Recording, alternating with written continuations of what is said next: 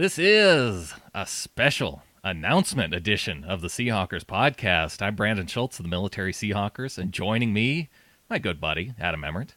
It was really hard for me not to be like, deet, deet, deet, deet, deet, deet, deet, like a little background noise for breaking news. Yeah. Because, we're coming at you with breaking news. That's exactly how the breaking news sounder goes. I think you nailed it. Yeah. I want to hear your fax machine sound.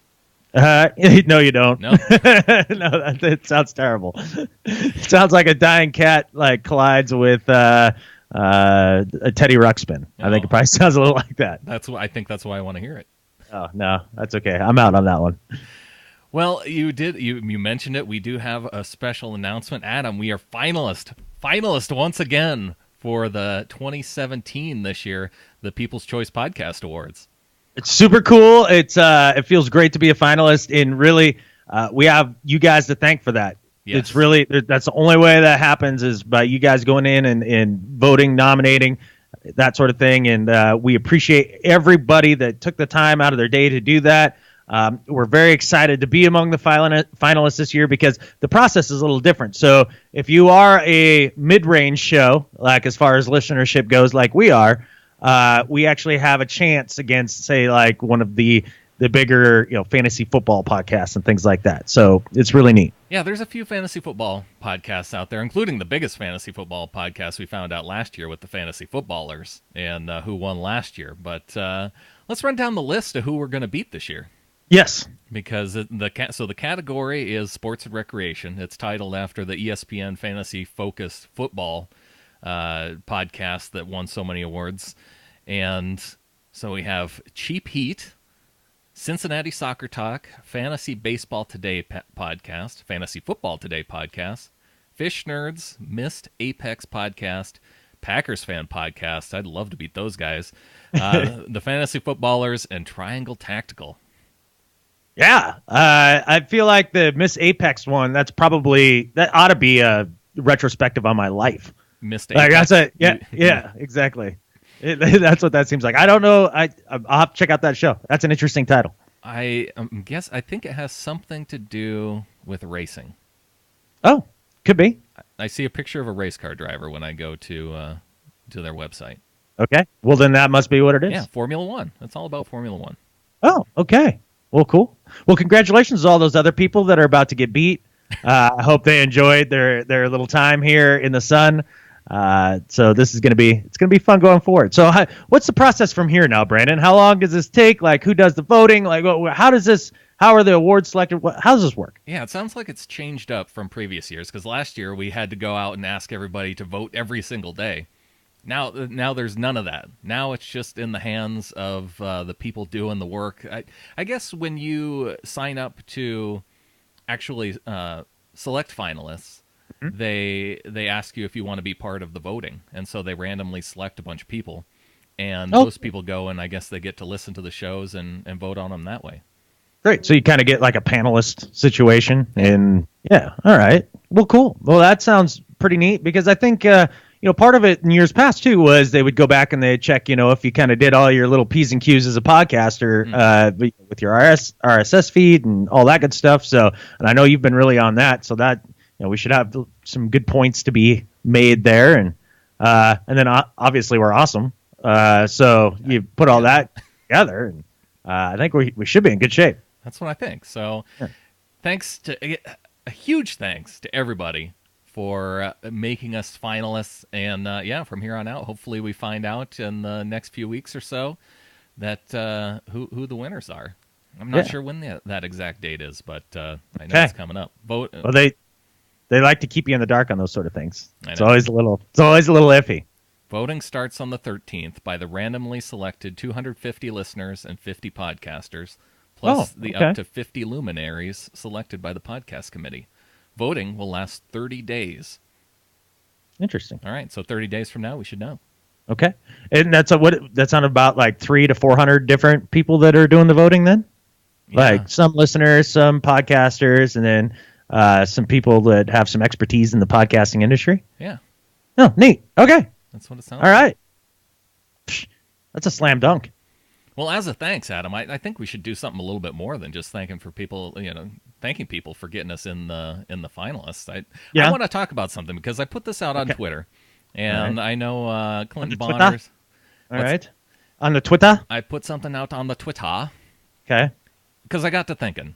I was watching the 49ers and the Chiefs played last night, and I saw Oscar from the Better Rivals pretty much saying how terrible Gary Gilliam looked in the preseason game. And saying that he looked like a Seahawks offensive lineman. Right. And it brought up the question for me, how many O-linemen have left Seattle, so gone somewhere else, and then shown a significant improvement on another roster? And the reason why I'm trying to get at this particular question is because I think we've kind of narrowed it down. Clinton Bonner made the point of, is it because Tom Cable is this great coach that that people, does it speak to Cable being a good offensive line coach, or is the team just bad at drafting offensive linemen? So when they go elsewhere, obviously they're not going to do any better because Tom Cable's done as well as he can at coaching. So basically your premise, I think I'm trying to connect the dots here, is that when Seahawks linemen move on, in general, they do not become world beaters or improve drastically. So does that mean that Tom Cable either gets everything he could out of a prospect, or does it mean that the front office is just terrible at selecting players? Yes. Okay. I feel like it narrows it down to those two questions because in my mind, James Carpenter, he might be the only guy where you look at and you say, yes, he started out not that great with Seattle. By the end of his 4 years, he was, serviceable player. And with the Jets, he's been pretty good. Yeah, I would agree with you there. He just finally got to get healthy towards the end of his Seahawks career. And I think that was the biggest problem with him putting it all together. And so, yeah, he seemed markedly better with the Jets. But again, I'm not sure that it's a product of vastly superior coaching there or anything like that. I mean, maybe the scheme is a little better fit too. You never know, I guess. But yeah, he'd be the one guy. I think the guy that the jury's still out on that you'd have to think about is J.R. Sweezy. Right. Mainly because he was injured all of last year. Sounds like he's back this year, and the Bucs are excited about him. So it'll be interesting to see what his level of play looks like going through this season if he stays healthy.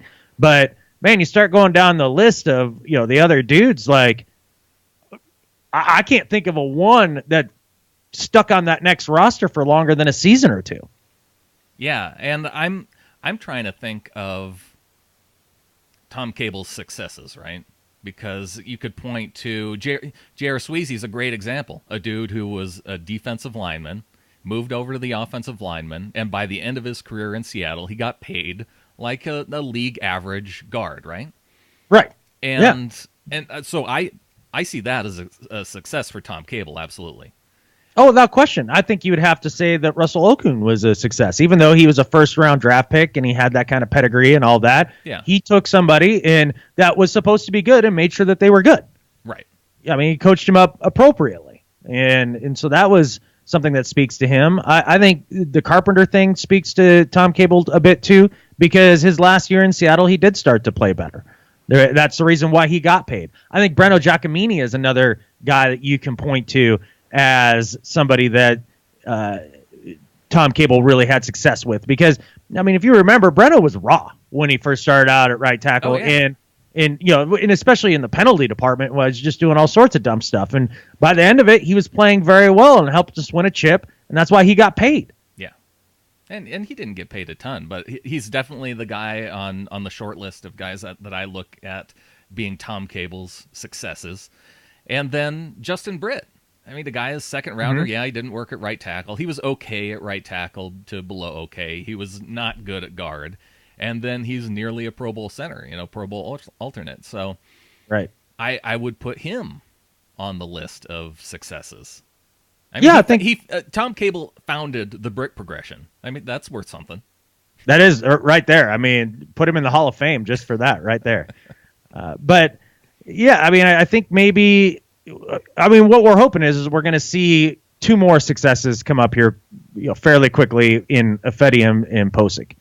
Like, I think that's the two guys that you're banking on as the next success for Tom Cable. We'll see. What, you're not putting Fant in that category? Oh yeah, for sure. I'm sorry. How did I forget about? I don't know. How did I forget about the guy with that's barely played football? What could go wrong? I mean, all those guys would be successes. Yeah, he's 20 pounds heavier, so it's gonna be good. He's already on the up and up. Yeah. Well, we're gonna find out tomorrow. That's for sure. That's true.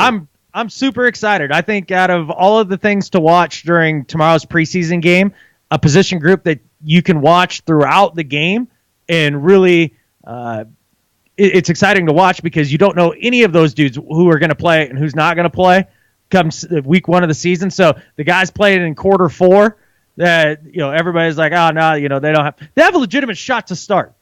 Yeah. So you can get a sense of, that position group as a whole. And if there might be some hidden gems in there somewhere. I think, obviously, for me, that's going to be something that I'm watching like a hawk. Exactly. I think all of us, that offensive line, defensive line, watching what Shaquille Griffin does out there. And running backs. Running backs. And then, you have the Sam linebacker position, which, I mean, Mike Morgan. Yawn. Yeah.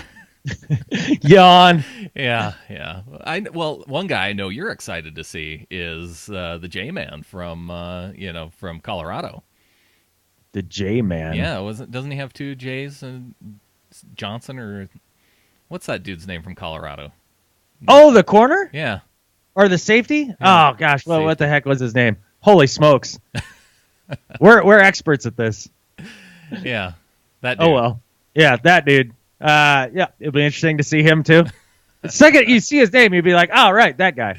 I know it's not Mike Tyson. No, it was the other guy. No, it's not Delano Hill. Not Delano Hill. No, Tedrick Thompson. Why did I call him the J-Man? The T-Man. I don't know. See that? No wonder I was screwed up. So the reason why I got screwed up, Jerron Johnson. He's the J-Man.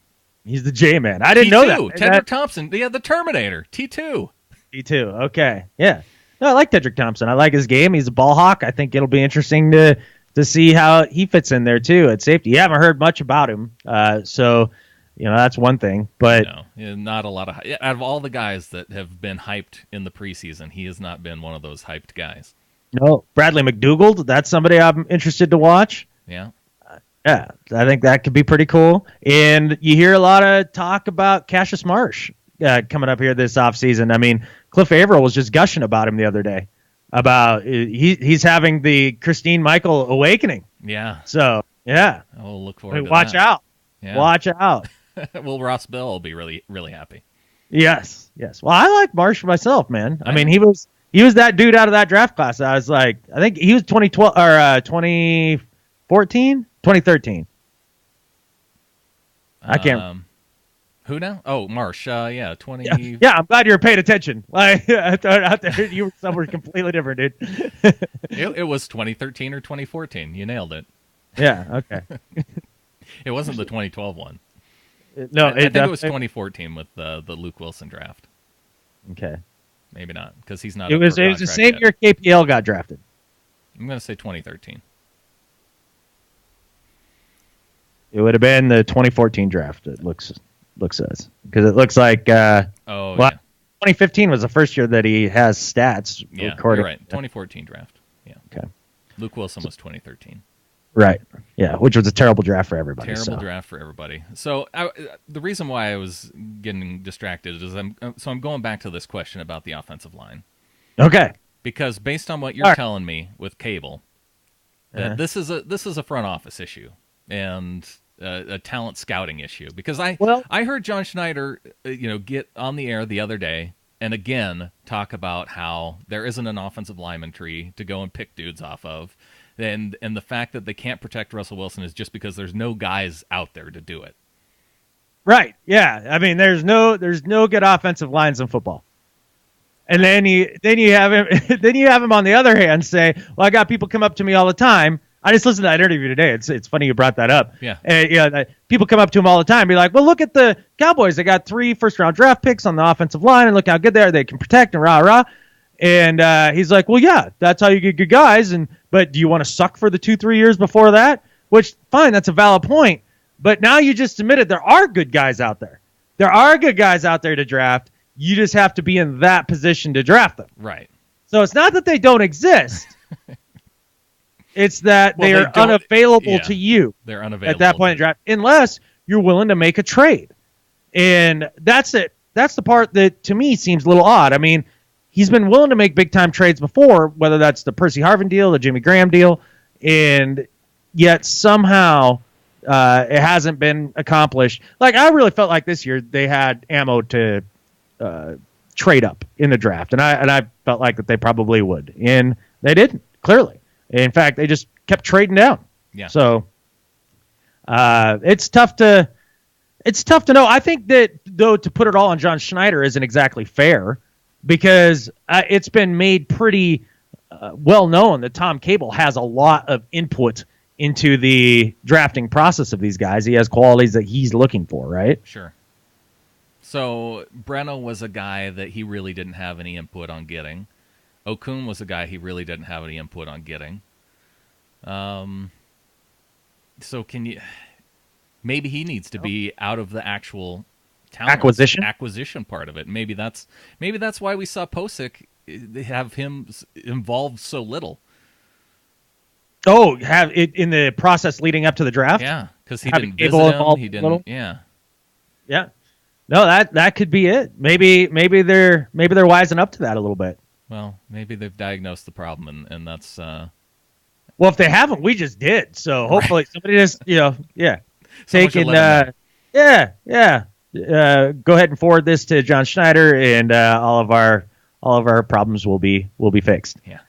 But I did appreciate that interview, though, because like Dave Wyman basically was like, I talk a lot of trash about your guys' offensive line choices, when you're not here. So this is what I'm saying. Yeah. And he says it right to his face, and I appreciated that. And I like that John was able to actually take it and really address it to as much as he was going to.